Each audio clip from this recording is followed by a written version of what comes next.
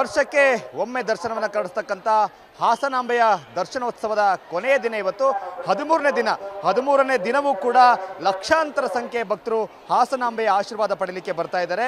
ಇವತ್ತು ಧರ್ಮ ದರ್ಶನದ ಸಾಲಿನಲ್ಲಿ ಭಕ್ತರ ಪ್ರವಾಹವೇ ಹರಿದು ಬರ್ತಾ ಇದೆ. ಸುಮಾರು 8 ಕಿಲೋಮೀಟರ್ ಉದ್ದದ ಸರತಿ ಸಾಲು ಇವತ್ತು ಧರ್ಮ ದರ್ಶನದಲ್ಲಿದೆ. ನಾವು ನೋಡ್ತಾ ಇದ್ದೀವಿ, ಇದು ಎಂಟ್ರೆನ್ಸ್. ಇದು ಹಿಂದಕ್ಕೆ ಕೂಡ ಸುಮಾರು 3 ಕಿಲೋಮೀಟರ್ ಉದ್ದದ ಬ್ಯಾರಿಕೇಡ್ ವ್ಯವಸ್ಥೆಯನ್ನು ಮಾಡಲಾಗಿದೆ.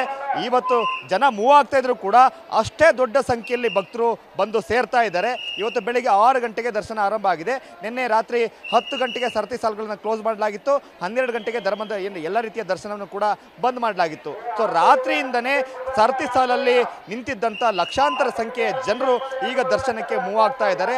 ಎಷ್ಟು ಜನರು ಮೂವ್ ಆಗ್ತಾ ಇದ್ದಾರೋ ಅಷ್ಟೇ ಸಂಖ್ಯೆಯಲ್ಲಿ ಜನ ಬಂದು ಹಾಸನಾಂಬೆ ದರ್ಶನದ ಸರತಿ ಸಾಲುಗಳಿಗೆ ಸೇರ್ತಾ ಇದ್ದಾರೆ. ಇವತ್ತು ಯಾವುದೇ ಶಿಷ್ಟಾಚಾರ ಕೂಡ ಇಲ್ಲ.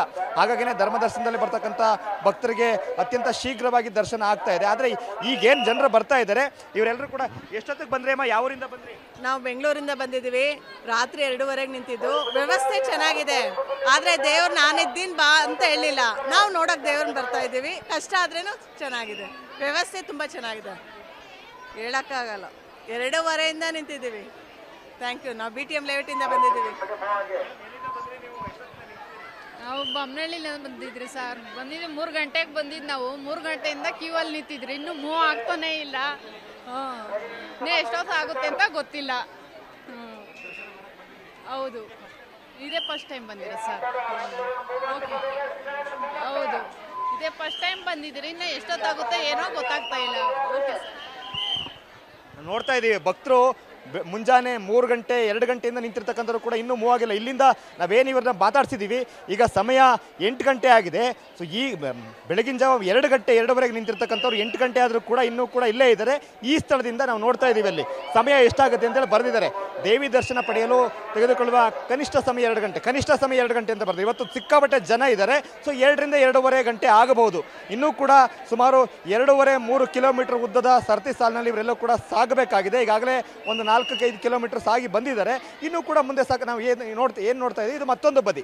ಸೊ ಇವತ್ತು ಬೆಳಗಿನ 8 ಗಂಟೆಯಲ್ಲಿ ಇರ್ತಕ್ಕಂಥ ಜನಸ್ತೋಮ ಇದು. ಇವತ್ತು ಬೆಳಗ್ಗೆ 6 ಗಂಟೆಗೆ ದರ್ಶನ ಆರಂಭ ಆಗಿದೆ. ಇಷ್ಟೊಂದು ದೊಡ್ಡ ಸಂಖ್ಯೆಯಲ್ಲಿ ಭಕ್ತರು ಇನ್ನೂ ಕೂಡ ಕಾಯ್ತಾ ಇದ್ದಾರೆ. ಇವರು ಇಲ್ಲಿಂದ ಇನ್ನೂ ಕೂಡ ಮುಂದಕ್ಕೆ ಹೋಗಬೇಕಾಗಿದೆ. ಸೊ ಅಲ್ಲಲ್ಲೇ ಕುಡಿಯೋ ನೀರಿನ ವ್ಯವಸ್ಥೆ, ಮಜ್ಜಿಗೆ ವ್ಯವಸ್ಥೆಯೆಲ್ಲ ಕೂಡ ಜಿಲ್ಲಾಡಳಿತ ಅತ್ಯಂತ ಅಚ್ಚುಕಟ್ಟಾಗಿ ಮಾಡಿದೆ.